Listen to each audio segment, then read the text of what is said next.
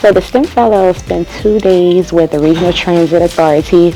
The first day they spent it on the streetcar routes at the Calton Barn, and then day 2 they spent it on the bus routes on Canal Street.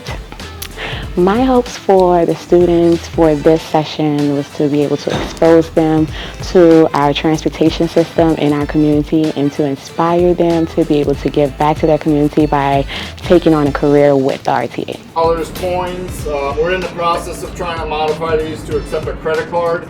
But as you can see, there's a lot of components within this. So this is primarily in years past, this is what took most of our attention. Today we learned about how the streetcars work and how they plan the routes for the buses and how the buses work. It was a really fun time. I learned a lot today.